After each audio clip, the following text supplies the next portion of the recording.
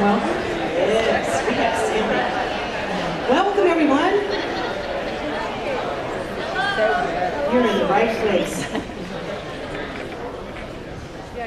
Dr. Neal Barnard is a leader in nutrition and research. As an adjunct associate professor of medicine at George Washington University and a researcher funded by the National Institutes of Health, he has led key research studies to improve the health of people with diabetes, obesity, lipid disorders, and other serious health problems. His research has been cited by the American Diabetes Association and the American Dietetic Association in official policy statements on healthful diets. Dr. Barnard completed medical school and residency at the George Washington University School of Medicine in Washington, D.C. in 1985, founded the Physicians Committee for Responsible Medicine, a nationwide group of physicians and lay supporters that promotes preventative medicine and addresses controversies in modern medicine. He is a New York Times best-selling author and the editor-in-chief of the Nutrition Guide for Clinicians, as well as the author of more than 20 books and counting. If you haven't already been to the bookstore to get The Cheese Trap, which is a fantastic book full of recipes, or his brand new book, Dr. Neal Barnard's Cookbook for Reversing Diabetes, I highly recommend it.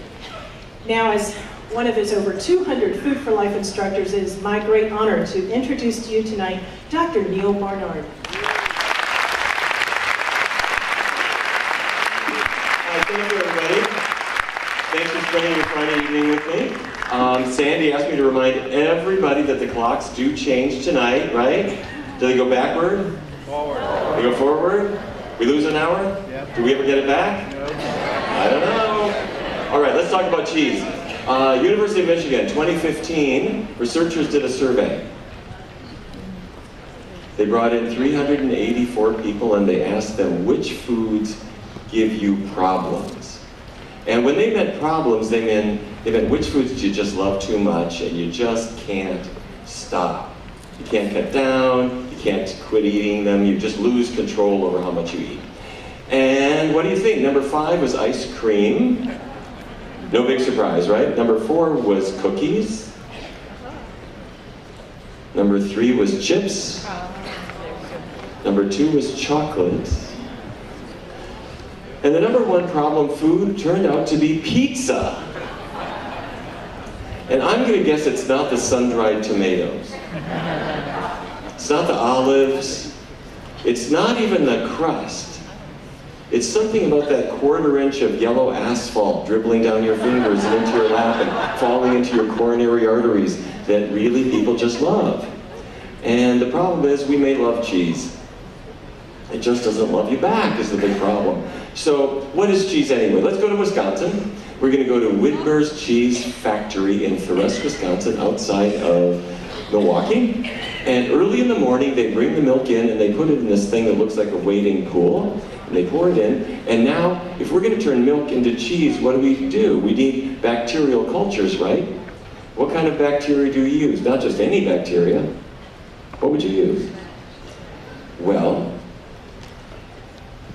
between your toes, there are certain bacteria called brevibacteria, B-R-E-V-I, brevibacteria.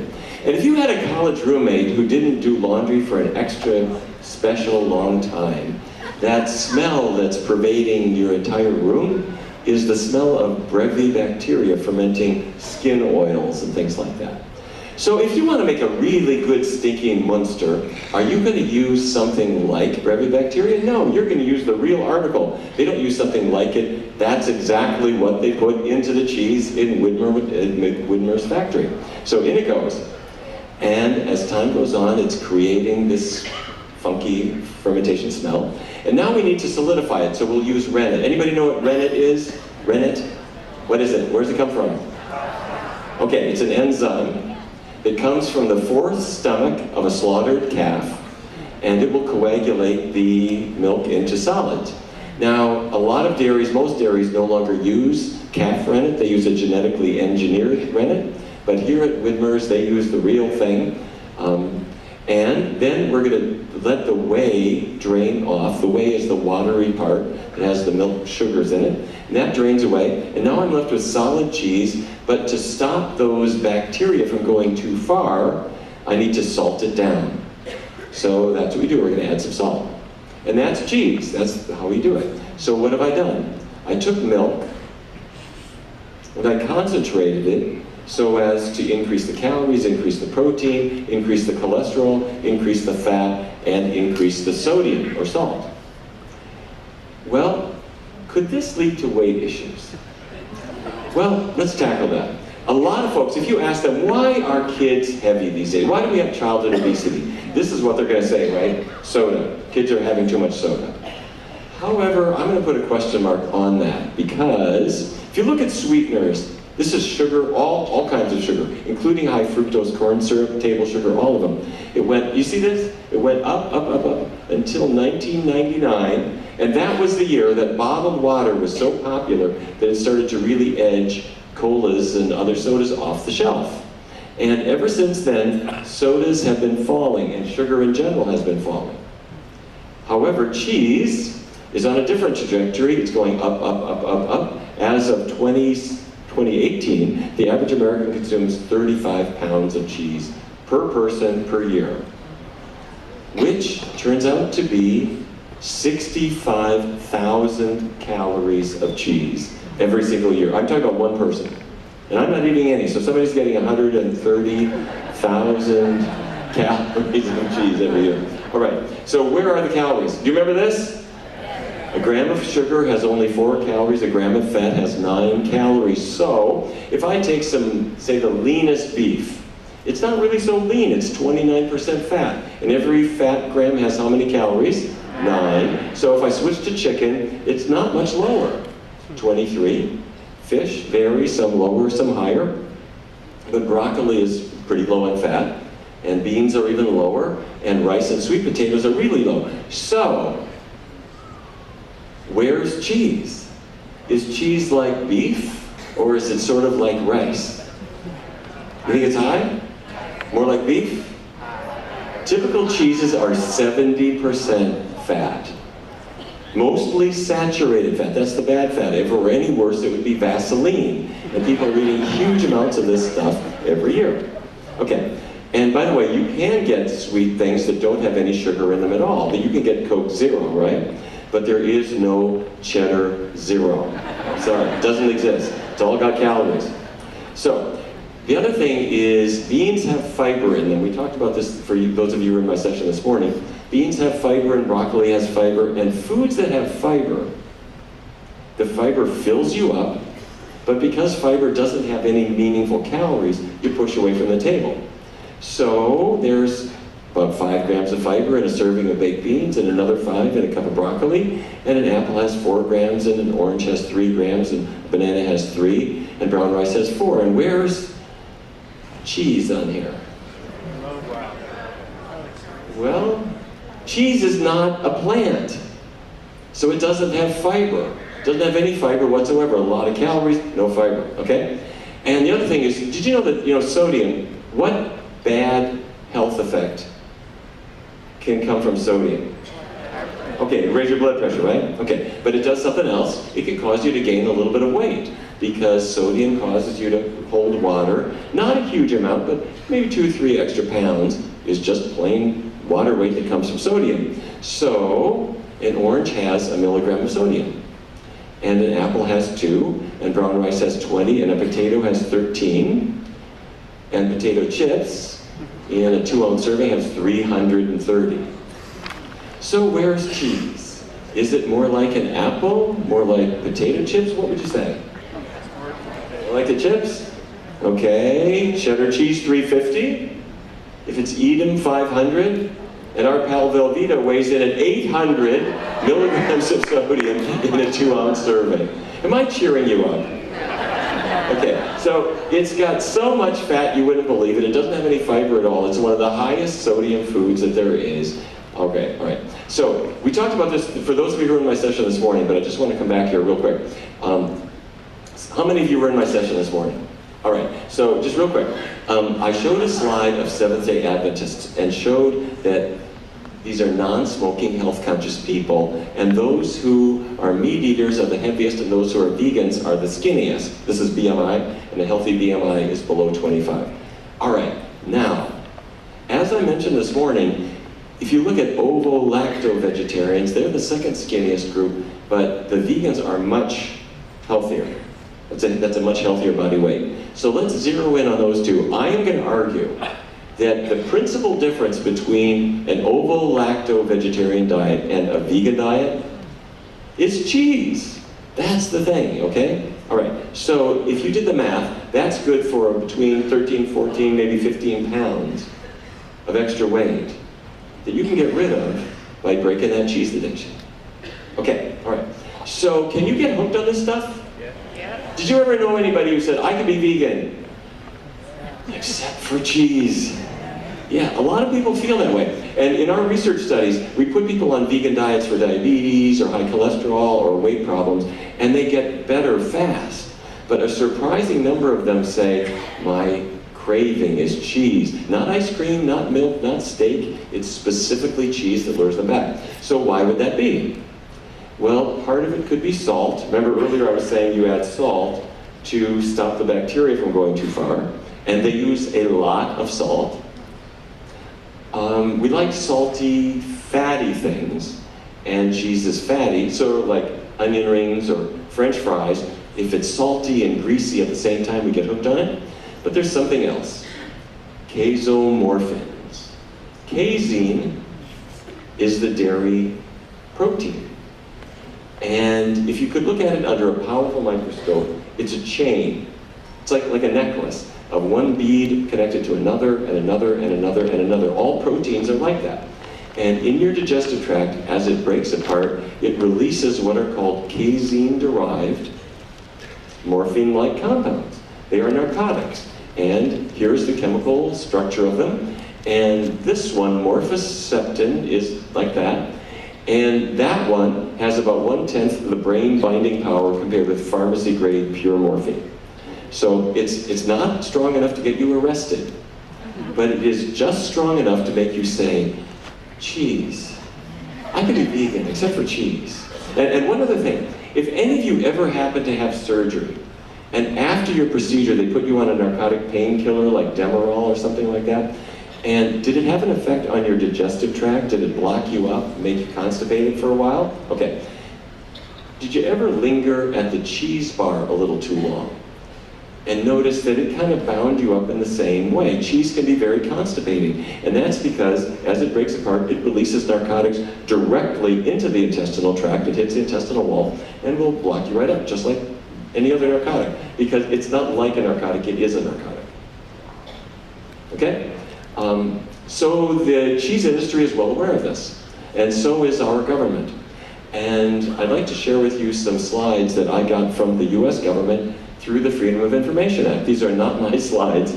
In the year 2000, the US government worked with Dairy Management Inc. to put on a program that was responsive to an American law that says the US government has to promote American agricultural products. And they thought, cheese? Okay. So we need to trigger cheese craving. And the way they did it is they separated Americans into two groups. One group they called the enhancers. These are people who just sprinkle a little cheese on their salad. We're not interested in you people.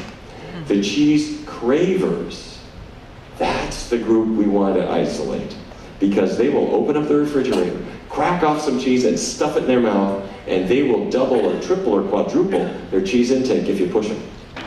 How do we do that? Well, we want to trigger cheese craving. And the government realized you can't just put ads on TV saying, cheese, maybe you should have some of it. They signed a contract, which I can show you, with Wendy's. They said, Wendy's, you're in just about every town in America. Why don't you accept our check and market something called the Wendy's Cheddar Lovers Bacon Cheeseburger? And Wendy's signed the contract and did so.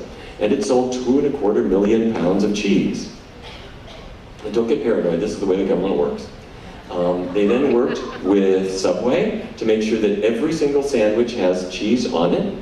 And they worked with Pizza Hut to put an entire pound of cheese on one serving.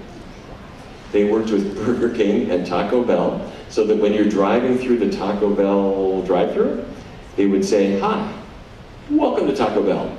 Would you like to try a quesadilla today?" This was all done on contract with the US government, specifically designed to trigger cheese craving so that you would eat more of it. And you might be saying, wait a minute, the same government that is worried about childhood obesity and puts out dietary guidelines about not having too much fat in your diet and trying to cut down on salt is actively paying fast food chains to push more cheese in front of us? Yes. And they are not done. This is continuing now, okay? Now they're more than happy to say, our kids are heavy because they're having too much soda. That's it, it's the soda. They are actively promoting these products, and cheese shows no sign of stopping. All right, so there it is. As of 2018, we're up to 35 pounds of cheese per person per year. Could this affect my health? Could it? Could cheese affect my health? Let me show you. This is Catherine Lawrence. Catherine was from Louisiana. And she was an aerospace engineer working for the Air Force. And she was one of the first people to go in Iraq in 2003 because it was her job to design military bases and construct the bases. And she went over there. And when you're working in a war zone and you eat what the government gives you, and when she got off the plane back in Louisiana, her friend said, "Catherine, welcome home. What did you miss while you were in Iraq?" She said, "I'll tell you. I miss cheese. I miss cheese, macaroni and cheese. I miss cheese snacks. I'd really love to have some cheese." So a friend of hers, for her birthday, gave her an entire case of macaroni and cheese dinners, 48 boxes, which she ate for 48 days in a row. She loved it, but it didn't love her back. She started to gain weight, and she started to develop some pain in her abdomen. Her belly started to hurt. And it started to wax and wane with her monthly cycle. It would be really excruciating, then a little bit better, and then the next month it would be excruciating, and it got worse and worse and worse. She went to see her doctor, and the doctor did a laparoscopy. Do you know what this is? You put a little incision in the abdomen, and you have a little scope. You can look inside the belly. And the doctor looked around, sewed her up, sent her into the recovery room, and said, we got the diagnosis. It's called endometriosis. Cells that line the uterus have come out and they're planting all around your abdomen. This is fueled by hormones. And she said, okay, what do I do?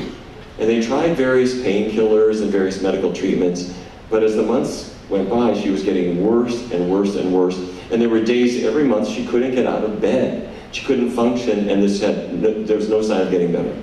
So the doctor said, I got another treatment for you. How about a hysterectomy? She said, well, we were thinking about having a family. Well, maybe that's just not in the cards for you. Okay. So she scheduled the hysterectomy. But before that day came, a friend of hers said, you know, some people change their diets to get their hormones in better balance. Breast cancer patients have been doing this for a long time. You go to a more plant-based diet and estrogen's activity settles down. And you do that to take the heat off the growth of cancer. And so a friend said, why don't you see a nutritional counselor and see if he gets somewhere with it? So her counselor said, no animal products for you. No dairy, no cheese, no meat, nothing, vegan, keep the oils really low, and this is my prescription. Almost immediately, she started to feel better. Her energy was better, she started losing weight, but her pain was better. It was going down and down and down, and when her period came, it just wasn't as bad. And a couple months went by, and she was feeling really quite well. The doctor said, let's do a follow-up, and brought her in, did another laparoscopy. Opened her up, looked inside, looked all around, sewed her up, and sent her into recovery. And the doctor walked out to the waiting room where her husband was waiting, and her doctor said, this is really something. Her endometriosis is essentially gone. And her husband said, you know, she went vegan a while ago, and she has been feeling better day by day by day. The doctor said, no. Foods don't cause endometriosis. And there's no way a diet could make it go away. There's only one explanation for this. This is a miracle. So I think miracle is written in her medical chart somewhere, that she had a miracle. Well, anyway, she lost a lot of weight.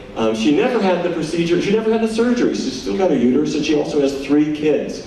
And so she joined the physicians committee. She's now one of our Food for Life instructors, working in Dallas, teaching other women how to take control of their health.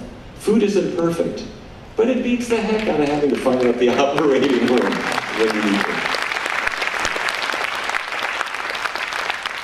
Okay, so we just talked about a hormonal condition that got better with a diet change. Now, wait. Hormones, milk. A cow does not give milk until the cow has been pregnant and has given birth, right? And this is kind of like biology 101. You know, you can't just bring in a cow and get milk out of the cow. The cow has to be pregnant, the cow has to give birth, and now the cow is making milk that we can take. Pregnant cows, they have a gestation of about 9 months, similar in length to a human pregnancy. And when they are pregnant, they are making sex hormones, and the sex hormones go into their blood plasma. And some of it goes into the milk, and especially toward the end of their pregnancy, there's a substantial amount. And you could take a pail of milk from a cow, and you could send it to a university laboratory, and they can tell you how far along in pregnancy that cow is. It's not a lot of estrogen, but it's enough to, you can detect it, you can see it's there, and say, yes, this cow is pregnant, here's how far she is. So, could these traces of estrogens in a cow's milk affect our health? Well, researchers at Harvard studied men in fertility clinics, and they looked at men who were big cheese consumers, that's the red line, and the men who didn't consume so much cheese. And what they found is that if a man consumes a lot of cheese, his sperm count goes down. And his sperm morphology, the shape and motility, their movement, is abnormal. And what they are hypothesizing is that even though it's just a trace of hormones, female hormones, it could be enough to affect a man's fertility. Okay, well, that's not super worrisome compared to researchers in California looked at women who had had breast cancer. They were all treated for it. And their question is, will my cancer ever come back? Am I going to survive this? And it turned out in this study that those women who consumed the most high-fat dairy, I'm talking about cheese, I'm talking about butter, they had a 49% higher risk of dying of their cancer compared to the women who consumed the least. Now I'm going to dig in here a little bit more. These women consumed a high amount of high-fat dairy. A high amount was defined as more than 1 serving a day. Not really a huge amount. A low amount was less than half a serving per day. But what they decided is the same thing as the researchers in the fertility clinic. They said, there's only a trace of female sex hormones in the milk. Could that really affect a woman's biology? Well, think about this. There's traces in milk, but when you turn milk into cheese, the hormones go with the fat.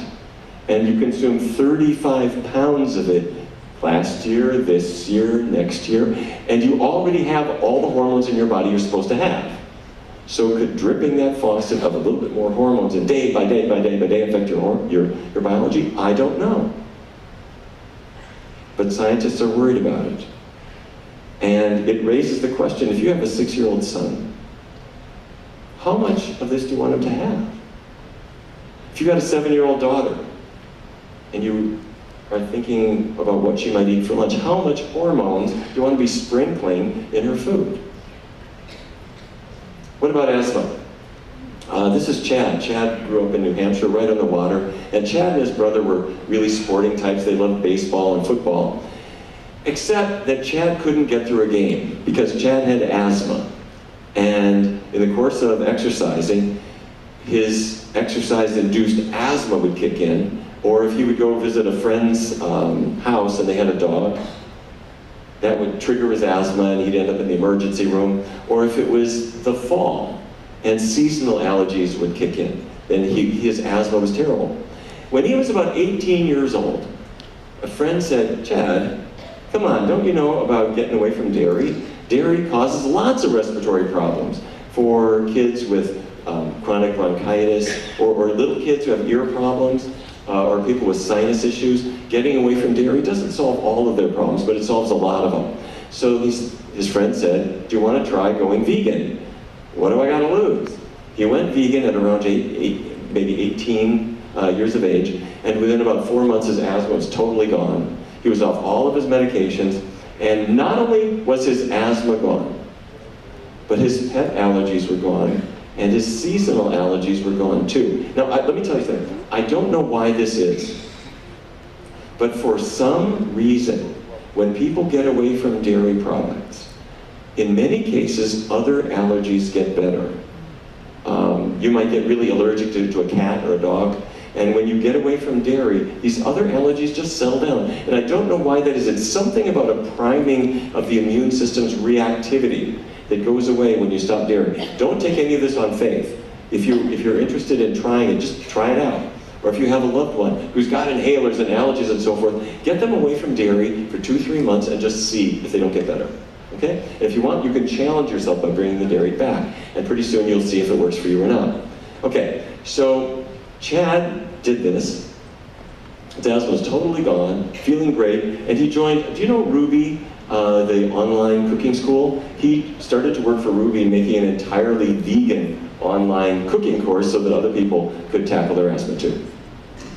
So, asthma, could that really be caused by dairy? Well, I don't know, that's a controversial subject, so let's Google it, okay? Asthma, dairy. Let's see what we come up with. Okay. The National Asthma Council Australia's got it. It's right there on their homepage. Dairy foods have often been suggested as a common trigger for asthma. But there's little scientific evidence to support this myth. Unfortunately, most Australians are missing out on the health benefits that come from consuming milk, cheese, and yogurt, as they don't include enough dairy foods in their diet. It's starting to smell a little funny, isn't it? Let's go back. Let's look at their sponsor page. Okay, let's see. There's the dairy industry. They make money if you consume dairy. And there's 1, 2, 3, 4, 5 drug companies that make money if you've got asthma. None of them make any money if you cure yourself. And I'm sorry to tell you that industries have recognized that they need health advocates. The American Heart Association, the American Diabetes Association, the Academy of Nutrition and Dietetics, all take money from food manufacturers. The American Heart Association set up something called the Industry Nutrition Advisory Panel. If you're McDonald's, if you're the Beef Checkoff, if you're Coca-Cola, you can and do pay $10,000 a year per company to the American Heart Association. They'll take your check. And in return, they will allow you to have private meetings with their officials who set their nutrition policy. Do you think the American Heart Association is ever going to come out against any food that is paying them 10 grand a year? Is there a reason that they don't say, stop eating meat, don't eat bacon and sauce, these things are bad? Do you think that's ever going to happen? And this corrupting influence in medicine is, I'm sorry to tell you, pervasive. And the doctor who treats them, who will treat you, in many cases, they get paid by how many times you come in and how many procedures they have to do. And if you are healthy, they're not making money. We need to change this system. Every other country has figured this out. Eventually we have to as well. For now, we're on our own and we have to be educated. We need our doctors to be a little bit unemployed. Wouldn't it be nice if they had Wednesday afternoons off instead of making so much money? Okay. In every book that I've written, they're always focused on health and biology. But this one, if it's all right, I'd like to spend a few minutes and talk about them. Because when I was writing The Cheese Trap, I was really struck by some things that went on in the dairy industry that I didn't know about in detail. And if you don't mind, I'd like to share this with you, because it might help you stay on the straight and narrow just a little bit. I mentioned that to make milk, a cow has to be impregnated. And this is not done with roses and chocolates out in the field. Let me introduce you. No, that doesn't happen. The farmer has the cow impregnated every single year. The farmer doesn't do this personally. The farmer has farm hands that do this. And to show you how it works, let me show you some slides that came from the United Nations. The United Nations helps farmers around the world with low literacy illustrations on how to conduct procedures like artificial insemination of your cows. And this is a UN diagram. Here's what you do. You take your left hand and you put a glove that goes all the way up to your shoulder, and you insert your left hand into the cow's rectum, and it goes up to about your elbow, and at that point you can feel the uterus through the rectal wall. And if you hold the uterus really still with your left hand, with your right hand you take what looks like a knitting needle and you shove it through the cervix, and you then inject semen that you had just extracted from a bowl. Now, these animals are not volunteers. However, she is not going to object because she's chained by the neck and she cannot turn around or do much of anything at all. She's going to be impregnated by you on that day, whether she wants to be or not. And this is the way it looks in Wisconsin. And then you write the date on her flank because 9 months later, she's going to give birth. And her calf is born. She didn't want to be pregnant, but she is. And now, this is her baby. And there's nothing cuter than a newborn calf. And the little calf looks up at mom, and they've got these huge eyes, and the baby blinks up at mother, and she looks down at her calf, and you can see this mother-infant bond starting to form, and she licks him clean, and the farm hands all gather around because it's really a very nice thing. Except, this is a dairy farm, and if she nurses her baby, what are we going to sell? So the farmers have an implement that works really well in this situation. It's called a wheelbarrow. You pick up the calf by the chest and stick the calf into the wheelbarrow and wheel the calf away. Now, there is no bond stronger than a mom and her baby. It does not matter what species you are. And she is not going to have you take her baby away. And she will follow you, and she'll push, and she'll basically say, "That's my baby, you're taking away." And sooner or later, a gate will slam in her face, and she will stand right there and cry out. And her calf is going to end up over there in a little hutch where the calf will be fed milk replacer instead of mom's milk. And if that's a male calf, very soon he's going to be slaughtered. He's going to be veal. We can't use you around here, so let's just slaughter you for veal. If she's a female, her horns will be cut off because we're going to raise her to be a dairy cow. And if you get her early enough, they do a process called disbudding, where you just scrape the horns right out of the skull. This happens to every cow every single year. That's how you maximize milk production. You impregnate them, 9 months later they give birth. You impregnate them, they give birth. You impregnate them, they give birth. And every single time you take away her baby. Now, I saw this in a Massachusetts newspaper as I was writing the cheese trap. Strange noises coming from High Road near Sunshine Dairy Farm Monday night and into yesterday morning prompted local police to alert residents that there's nothing spooky or scary going on. According to Newberry Police Sergeant Patty Fisher, the noises are coming from mother cows who are lamenting the separation from their calves. It happens every year at the same time. Now, I have to tell you, it doesn't matter if it's a big farm or a little farm.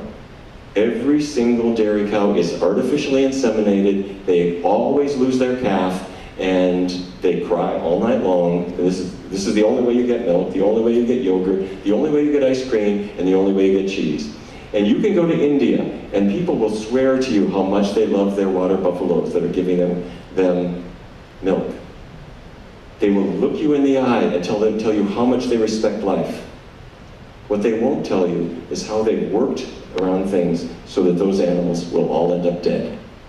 It's the biggest meat-producing country in the world. People who aren't eating it. Spent dairy cows. Here's what happens. 200,000 dairy cows. By the time they hit 4 years of age, the farmer says, "You're not really worth it to me anymore. I got to give you so much feed grain to get so much milk out of you. You're not producing like you used to. you're going to slaughter your daughter, taking your place. We're going to artificially inseminate her, take away her kids. She's going to do better than you. Every dairy farm works exactly that way. The lifespan of a cow is about 20 years. In America, it's 4. They all become leather and meat. Am I cheering you up? It's kind of creepy, isn't it? Is there something I can eat instead? Is there? Is there something I can eat instead of this? Let's say I don't want to be part of this anymore. Of course there is. Instead of feta on my salad, I can put some avocado on my salad. When I was a kid growing up in Fargo, we knew about grilled cheese, and it was only maybe 20 years later that somebody said, why don't you try a hummus sandwich? We thought, hummus, what is that made from? Oh, that makes a pretty good sandwich, let's try that. You can go to the store and find one of these pizzas, but right next to it is that one. And they taste good. They work fine. Or you can make your own pizza at home. Anybody ever make a vegan pizza? Sure, it works fine. Your secret ingredient will be nutritional yeast. It has that smell of cheese, but it doesn't have any fat in it at all. Perfectly great. Anybody ever make a tofu ricotta? You know, your friend swore it was the real thing, didn't they? It tastes just like ricotta cheese. It works fine. You can make a bang-up great lasagna or whatever with no regrets. And of course, there are vegan cheeses now made of cashews, or some of them made. Kite Hill is made from almond milk, where they use the same cultures, exactly the same system, but they start with almond milk instead of cow's milk. And that's cool because you don't have to impregnate an almond. It doesn't have any hormones, okay? So there's lots of choices for you. And this book, Cheese Trap, came out last year, and I want to sing some praises for Drina Burton, my co-author, who did the recipes for it. So, some of you may know Drina. She's really great and does wonderful recipes, and I asked her to simulate cheesecake and all kinds of things. And so that's it. I hope you have fun with the Cheese Trap. And by the way, this book just came out yesterday. Drina and I did this new book for reversing diabetes, and she did all the recipes, so I'm going to brag about her. They've got them in the bookshop. Please buy 25 of them for all your closest friends. If any of you is new to this, and you're thinking, I'd like to go vegan, my main tip is focus on the short term. Don't plan on what you're going to eat in 2025, because that makes you unsure if you really want to do it 100%. If you focus on the short term, I'm going to do it for the cruise, I'm going to do it for 3 weeks, whatever, you'll do it 100%. You'll say, I'm going to really do it. And then pretty soon it just becomes automatic. So to help you, we have our 21-day vegan kickstart at pcrn.org. And you get daily emails and menus and recipes, and it's in several different languages, and I hope you have a chance to give it a try. I mentioned this morning, but I'll mention it again for any health professionals. Please join us in Washington, August 10th and 11th. We've got a great CME conference. And the last thing that I just want to say is, wouldn't it be an annoying thing if you had to do one diet to be ethical, and a different diet to be an environmental steward, and something else to be good for your coronary arteries, and something else to reduce your cancer risk? But the neat thing is, getting the animals off your plate helps all of those things. So once a person is following a healthy plant-based diet, it's true. There's all kinds of animals waving white handkerchiefs at you saying, thank you, you're a wonderful person. And the earth is breathing easier, and if you listen, your coronary arteries are thanking you as well. Thank you very much. Thank you for sharing this time.